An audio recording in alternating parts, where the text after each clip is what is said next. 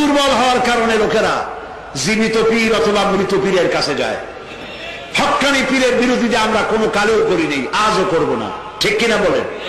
কিন্তু ভণ্ড দেওয়ানবাগির বিরোধিতা তো করতেই হবে। আর এক ভণ্ড রাজারবাগে তৈরি হয়েছে, তার বিরুদ্ধেও কথা বলতে হবে। যারা দেওয়ালে দেওয়ালে ফতোয়া লেখেন, ঘরে ঠাই নাই, সমাজের লোকেরা চেনে না, রাস্তায় রাস্তায় ফতোয়া, এটা হারাম সেটা হারাম, হারামের ফতোয়া কোরআন হাদিস দিয়ে দেওয়ালে লেখে, আর মানুষ দাঁড়ায় সেখানে পেশাব করে। ফতোয়ার প্রতি এমন অমর্যাদাকর অবস্থা বাংলাদেশে জীবনেও দেখি নাই, ঠিক কিনা বলেন? এই লোক নিজের বংশ পরিচয় গোপন করে নিজের নামের আগে সাইয়্যেদ শব্দ বসায়ছে, আর রাসূল বলেছেন যে ব্যক্তি তার বংশ পরিচয় গোপন করে তার উপরে আল্লাহ লানত, সে মালাউন, কিয়ামতে জাহান্নামে যাবে। নিজের মুরিদ বানাতে গিয়ে সেই মুরিদের মাথায় টুপি, টুপির উপরে পাগড়ি, পাগড়ির উপর রুমাল দিয়ে পেঁচাইয়া একটা মুরিদের আলাদা সেকশন চালু করেছে। হাদিস শরীফে এ ধরনের আলাদা কোন পোশাক তৈরি করে ইসলামের জন্য নিষেধ।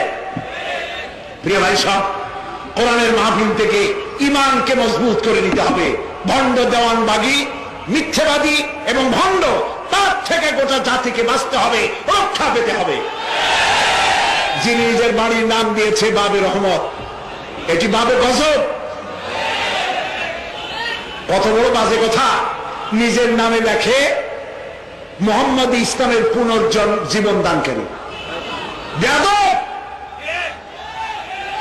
বেয়াদব! ইসলামের পুনর্জন্ম দিতে তুমি কে?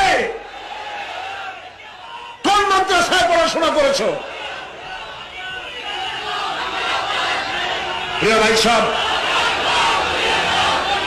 আল্লাহর কোন মুহাম্মদ সাল্লাল্লাহু আলাইহি ওয়াসাল্লামের ইসলাম নাই। মুহাম্মদ ইসলাম বলে কোন ইসলাম দুনিয়ায় নাই। ইসলাম আল্লাহ, ইসলাম কার? আর মুহাম্মদ সাল্লাল্লাহু আলাইহি ওয়াসাল্লাম হচ্ছেন এর প্রচারক। তিনি মুহাম্মদ ইসলামের পুনর্জন্ম দিয়েছেন কেমনে? তিনি বলেন, তিনি স্বপ্নে দেখেছেন মুহাম্মদ সাল্লাল্লাহু আলাইহি ওয়াসাল্লাম বিবস্ত্র অবস্থায় ময়লার উপরে শুয়ে আছে। নাউজুবিল্লাহ, নাউজুবিল্লাহ। কোন মুসলমানের এর চার দেখা উচিত নয়, এর কাছে যাওয়া উচিত নয়। প্রিয় ভাই সব, আল্লাহ তাআলা সব ভণ্ডের হাত থেকে মুসলমানদের ঈমান হেফাজত করুন, বলি আমিন, বলি আমিন। প্রিয় ভাই সব, বিভিন্ন জায়গায় মাজারে গিয়ে লোকেরা